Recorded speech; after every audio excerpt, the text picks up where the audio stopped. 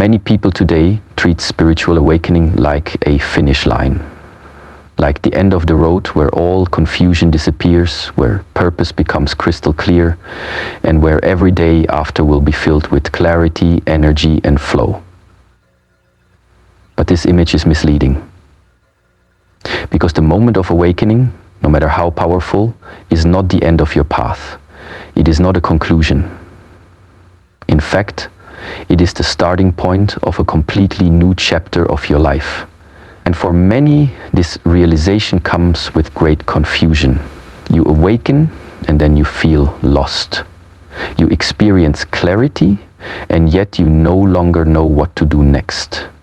The truth is, what you have called awakening has stripped away all the illusions you once depended on. The goals that used to excite you, the routines that used to energize you, and the vision you had of your future, all of them were built upon a self that no longer exists in the same form. The identity that was driving those ambitions has dissolved. And so naturally, when that identity weakens, so does its momentum. At this stage, the mind wants to make sense of the change. You begin asking, why am I not motivated anymore? Why does nothing seem to excite me? If I've awakened, why do I feel stuck? The answer lies in your own transformation. What you are feeling is not a step backward. It is a shift. The tools you once used, external praise, comparison with others, hunger for recognition, the thrill of chasing something, no longer move you in the same way. You are not failing. You are simply stepping out of a life driven by illusion and stepping into one that must now be shaped by something deeper, something real. But this shift is disorienting because the space between who you used to be and who you are becoming feels empty. There is no longer the excitement of ego-driven success, nor is there yet the quiet strength of a purpose rooted in truth. You are in a gap, and gaps are uncomfortable. In that space, you may feel like you are floating, there is no clear direction, and no energy to move in any. This is where many people begin to panic. They try to recreate the past, they try to recapture the motivation they had before, but the more they try to revive that old drive, the more resistance they feel. Why? Because what has changed is the very foundation of your being.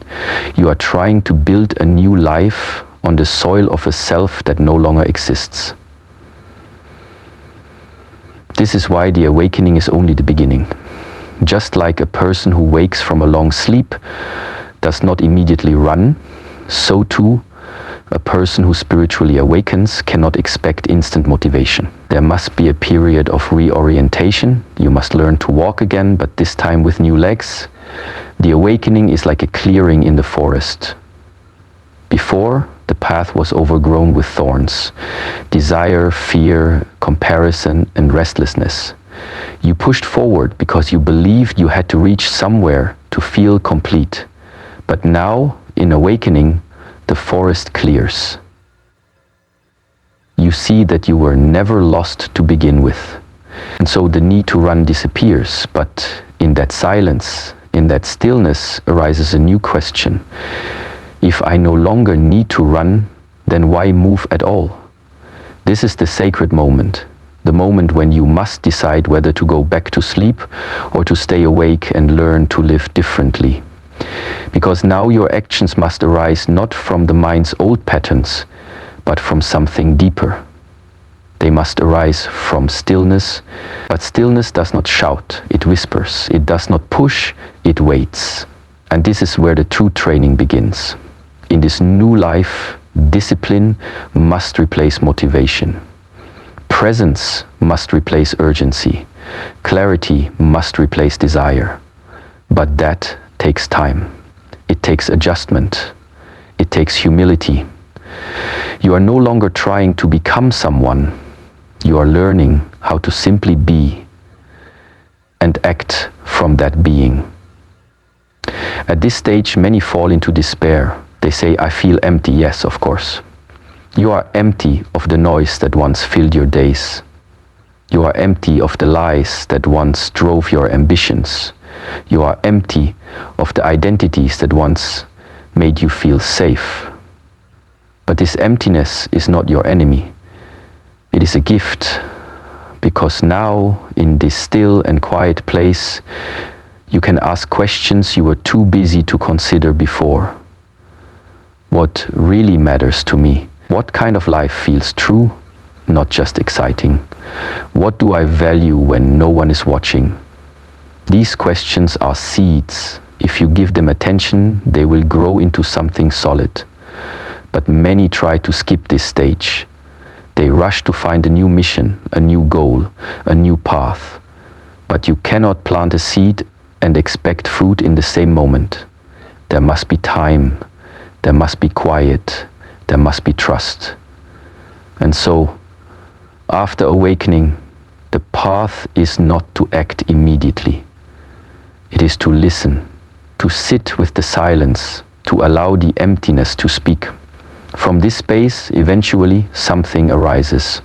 Not loud, not urgent, but clear, a direction that feels aligned, a practice that feels necessary, a purpose that does not need reward to be followed. But to reach that point, you must allow awakening to break you open fully. Not just in one moment, but every day. Because real awakening is not a single flash of insight. It is a continual it is not what you see, it is how you live after what you've seen. So if you have no motivation after your spiritual awakening, it is not a mistake, it is a necessary shedding. You are being asked to move from being pushed by the world to being pulled by the truth. This will not feel the same, it will not give the same dopamine, but it will give something else. Peace, strength, integrity, alignment. And these are not fast rewards, they are cultivated slowly, day by day. You must learn to trust yourself in the absence of excitement. You must learn to walk without needing applause. You must learn to show up not because something urges you, but because your presence is an offering. This is the real practice. And so, when the old motivation disappears, do not panic, do not run, sit, breathe, and ask, what now arises from this silence? Let the answer come from within. Let your steps return gently. And know the real journey has just begun. Before awakening, the structure of your motivation is usually built around the ego. The ego, in its essence, is not some evil force. It is simply the identity you have constructed over years.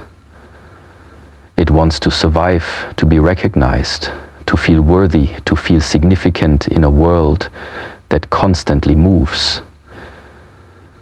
So naturally it creates a system of desires and ambitions. It tells you, you must achieve this or you must reach that. In order to be enough, it sets conditions. And when you begin to chase those conditions, your life becomes a series of goals, comparisons, and achievements. This creates motion, this builds energy, this forms motivation, not from clarity, but from fear of inadequacy or hunger for validation. And so long as that structure remains intact, motivation continues to appear, though often in a restless and unsustainable form. The ego becomes the engine, but when a spiritual awakening happens, a deep inner shift begins to unfold. The mask begins to fall.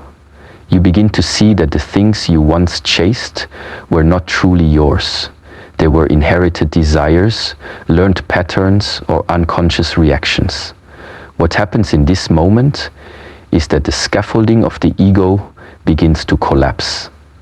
And with it, The drive it once generated also begins to dissolve. That is why, after awakening, you may feel a strange stillness, a lack of urgency, a sense that nothing seems important enough to act upon. You may think something is wrong, but this is not dysfunction. It is a natural consequence of seeing through the illusion. You are not lazy. You are not lost. You are just not being powered by the same fuel anymore. This collapse of egoic drive often feels like a kind of death. It is the death of striving, the death of needing to become someone, the death of the inner voice that constantly says, do more, be more, get ahead. Without this voice, your inner world becomes quiet. And in that quiet, you suddenly realize just how much of your former life was built on noise. Many become uncomfortable in this space because they have tied their sense of worth to their level of motivation. When that fades, they feel worthless, but this is only because their value system was borrowed from the ego itself. You are now being invited to find a deeper source of movement, one that is not born from insecurity or ambition, but from truth. This transition takes time. It is like walking out of a loud room and standing in a vast, silent landscape. At first it feels like emptiness, but if you stay with it, you begin to sense something deeper beneath the silence. A subtle rhythm, a quiet call. In the beginning, the ego is useful. It pushes you to act, to explore, to build. But if you do not outgrow it, it traps you in a cycle of endless striving. Spiritual awakening cuts through this cycle.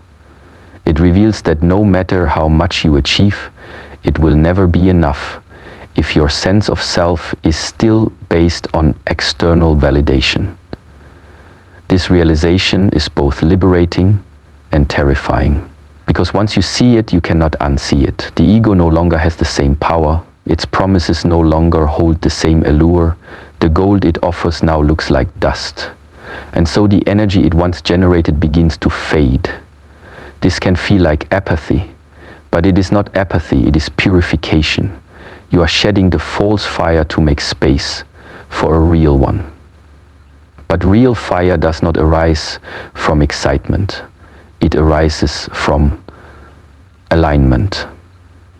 Many people try to escape the stage. They think, I just need to find a new passion. So they jump from one project to another, hoping something will reignite that old spark. But the spark they are chasing was never true motivation. It was egoic momentum. And that momentum is no longer available.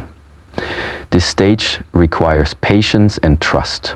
You must allow the ego's engine to fully shut down, so that a new form of movement can begin.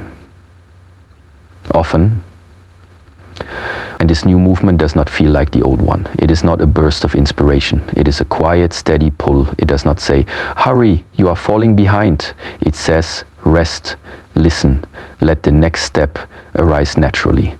And often it arises not from desire, but from a sense of clarity that cannot be explained. During this time, your mind may resist. It may scream, do something, because it has been trained to equate stillness with failure. But if you can sit with that discomfort, something extraordinary happens. You begin to see how much of your life was driven by fear.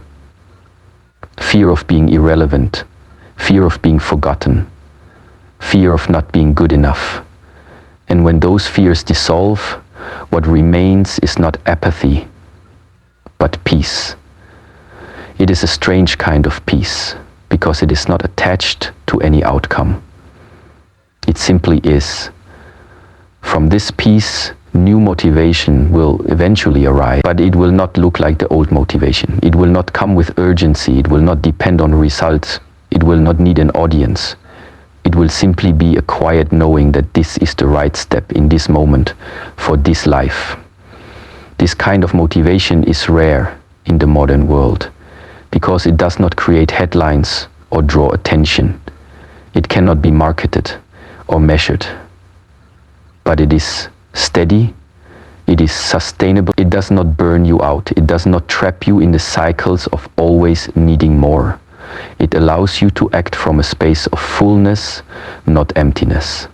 And to reach it, you must allow the ego's drive to fully dissolve. That is the spiritual detox. That is the fire of transformation. That is why, after awakening, motivation disappears. It is making room for something more sacred to be born. In this way, the loss of motivation is not a setback, it is a necessary threshold. A crossing point between a life built on reaction and a life built on presence. Most people turn back at this threshold. They cannot bear the emptiness. They cannot tolerate the stillness. But those who stay, those who wait, begin to feel a different kind of strength rising from within. It is not flashy. It is not loud, but it is real. And it becomes the new foundation of their path. When you act from this space, you are no longer performing, you are expressing truth, you are not chasing something outside yourself, you are responding to something inside. This is the difference between egoic drive and awakened movement. One is exhausting, the other is effortless. One needs approval, the other is enough by itself. So, do not fear the absence of motivation. Do not rush to feel the silence. Sit with it, study it, let it strip away everything that is false, and from that space, begin again. Not with the energy of the old self, but with the wisdom of what remains when the old self is gone. The experience of emptiness after a spiritual awakening is not a mistake. It is not a sign that something has gone wrong. It is a sign that something old has ended and something new is preparing to begin. In the space between the old and the new, there is quiet. There is stillness. There is a deep sense of not knowing. And it is in this space that true discipline is born. The kind of discipline that is not driven by fear or by ambition, not by a craving for success or a need for validation, but by a quiet and unwavering commitment to truth. Before awakening, discipline often comes from external pressure. We do what we're told. We push ourselves to meet expectations.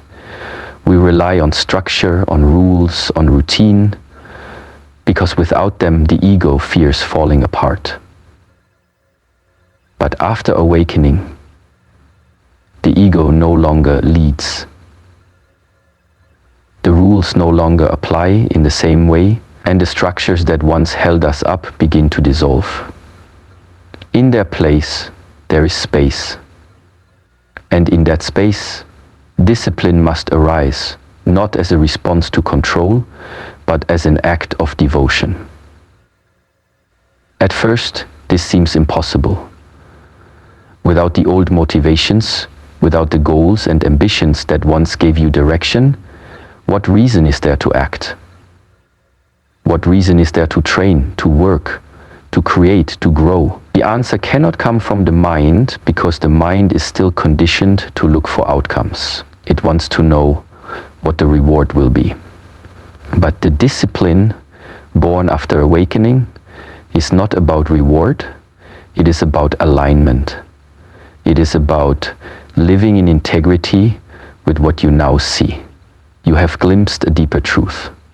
And now, your actions must match that vision. Even if you do not feel like it. Even if there is no applause, even if no one understands. This kind of discipline is not glamorous, it is not loud, it is silent, persistent, and humble. It is showing up to your life every day, not because you are chasing something, but because something within you refuses to be false again. This is the path of real strength. Before, you may have forced yourself through sheer willpower. Now, force no longer works. What works is consistency. What works is presence. What works is a return to simplicity. Make your bed. Sit in silence. Prepare your food with care. Stretch your body. Watch your breath. Do the small things and do them with attention, not because they will change the world, but because they shape the way you inhabit the world. This is the practice, this is the training. It is not dramatic, it is not easy, but it is necessary. Because if you do not establish discipline in this stage, the emptiness will begin to pull you down. It will turn into apathy, into disconnection, into despair.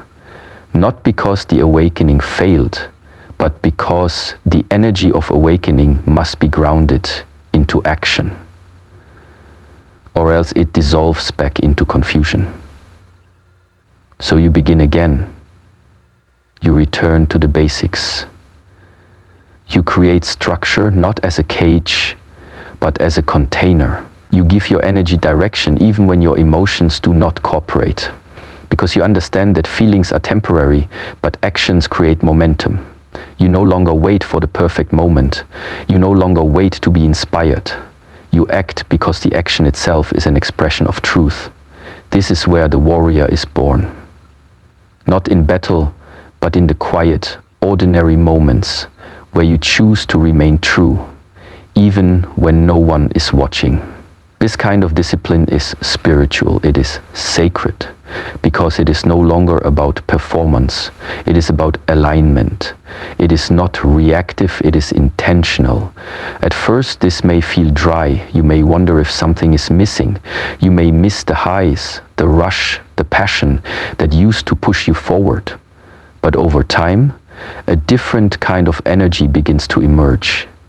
It is not a spark. It is a steady flame. It does not burn hot and fast.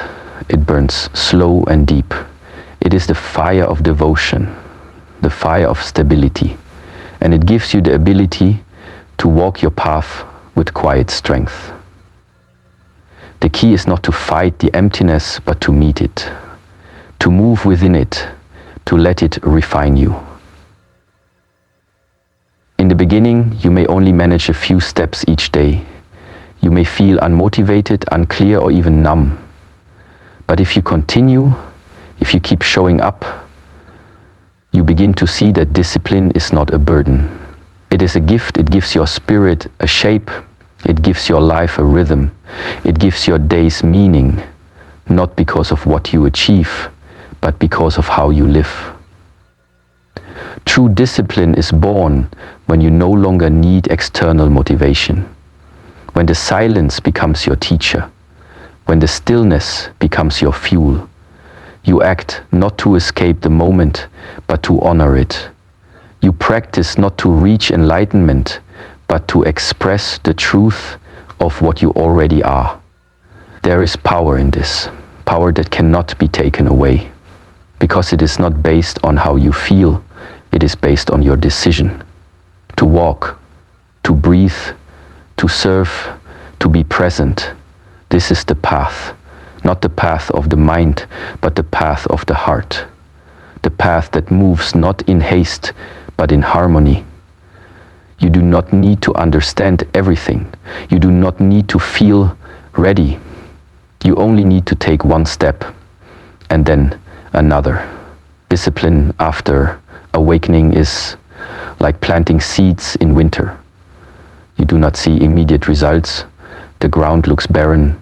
The air feels cold. But you plant anyway. Because you trust the process. You trust the timing. You trust that something is growing, even if it is not yet visible. This is the essence of practice. Not to control life, but to be in relationship with it. Not to achieve, but to embody. The work you do in the quiet hours, the decisions you make when no one is watching, the small acts of care, the consistency in your breath, these are the things that shape your path. So let your discipline be gentle, let it be steady, let it be a reflection of the stillness you have touched. And when the mind complains, when the body resists, when the world distracts, return to the breath, return to the present, and begin again, over and over. Not for reward, not for perfection, but for truth, for presence, for peace. This is the path. And this path is not walked in haste. It is walked in reverence. One step at a time, one breath at a time. This is how you move forward, not with the urgency of the ego, but with the devotion of the soul. After a spiritual awakening, when the noise of the world grows distant and the inner world stands stripped of illusion, there comes a moment of deep pause. In this stillness, what once gave you a sense of purpose disappears. The identities you once wore no longer fit. The ambitions you once chased seem hollow. You begin to realize that the structure of your life had been built on borrowed meanings. You had been running, perhaps fast and with intensity, but now you see running toward what? Now, with the old motivations gone and the ego dissolved, you stand in silence and ask the question, what now? This is the moment where your purpose must be reborn, not from the mind's projections or the world's demands, but from inner stillness. Stillness does not speak quickly, it does not push, it waits, it invites you to go deeper than you ever have. And for a time it may offer no answers, only silence, only space. But in this silence, something sacred begins to take root. A deeper sense of being begins to form. A sense of direction that is not imposed, but discovered. Before awakening, you may have believed that purpose had to be loud, that it had to come with passion, drive, energy, and recognition. But now you see that these were expressions of the ego's need to feel valuable. The ego demands purpose to prove itself. The soul, however, moves differently. It does not need to shout, it moves like water, quietly, patiently, and with great persistence. You begin to realize that your true purpose does not come from external validation. It comes from resonance, from what feels true in the deepest part of you. But to hear that, you must be still long enough. You must stop chasing. You must stop asking what the world expects of you and begin asking, what is real for me now? This question may not bring instant clarity. It may bring discomfort. Because to ask it sincerely is to be willing to let go of everything that is not aligned. It is to allow the old definitions to die so that the real one can emerge. This rebirth of purpose often begins not with inspiration but with surrender. A surrender to the unknown. A surrender to the possibility that you may not have all the answers. And in that surrender, humility is born. You realize that life does not revolve around your plans, that the deepest truths come not through control, but through listening. You begin to listen not just with your ears, but with your whole being. You notice what nourishes you. You feel what brings stillness to your breath. You sense what awakens something real inside. Slowly, from this subtle space, a new direction begins to emerge. One that feels quiet, but strong. One that does not seek attention, but alignment. You may begin to act not out of obligation or habit, but because the action itself feels meaningful. There is no need to prove anything. You are not trying to become someone, you are simply living in accordance with what feels right. This is not easy, because the world may not understand, people may question your path, they may not see the logic in your choices, but you are no longer guided by logic alone. You are guided by presence, by intuition, by a deeper truth that only you can feel. The purpose that arises from this space may not have a name. may not come with a title or a role. It may simply be the way you move through the world, the way you show up, the way you give your attention, your care, your presence. This purpose may express itself in small, everyday acts. Making tea with presence, speaking to a stranger with kindness, walking through nature with reverence. These moments are not meaningless. They are the foundation of a purposeful life, because true purpose is not about what you do, it is about how you do it. It is not found in a single goal, it is expressed in every breath, every step, every moment of awareness. You begin to realize that you do not need a grand mission to live a meaningful life. You only need to be fully present with whatever life places before you. And in that presence, your actions become offerings. Your life becomes a practice. Over time, as you continue to live from this space, you may notice that your life begins to take shape in a new way. Opportunities arise not because you chase them, but because you were aligned. People appear not because you sought them, but because your energy called them.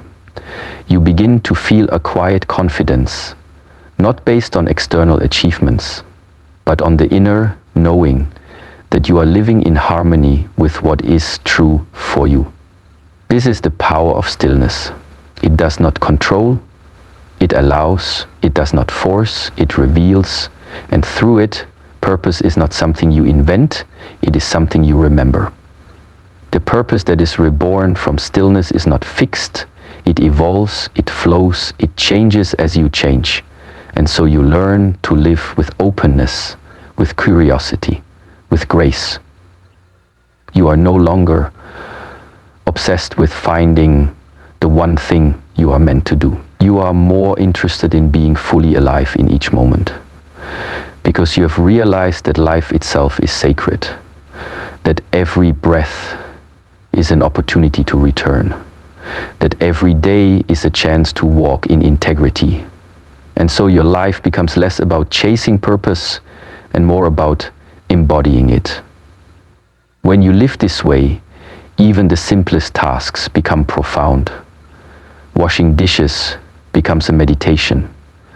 Listening becomes a form of healing. Walking becomes a ceremony. There is no separation between the spiritual and the ordinary. Everything becomes sacred because you are present. And in that presence, you find your purpose again and again. Not in the future, but right now.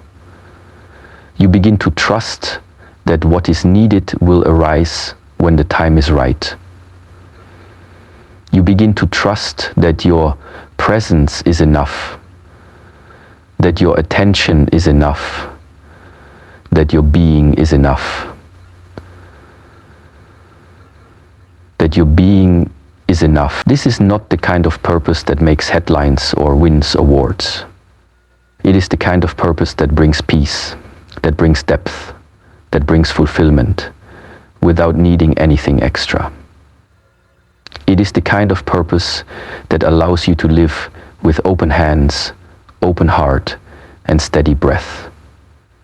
Not because everything is certain, but because you are aligned, because you are whole, because you are not pretending anymore. So when the old purposes fall away, when the drive disappears, when the ambition dies, do not rush to replace it. Do not panic. Sit in the stillness. Trust the process. Let the silence teach you, and from that silence let a new purpose arise. Not from fear, not from pressure, but from love, from truth, from being. And when it does, walk with it gently, follow it slowly, let it shape your life, not with force, but with grace. This is how you live with purpose after awakening, not by searching endlessly, but by living fully. Not by becoming someone new, but by being more deeply who you already are.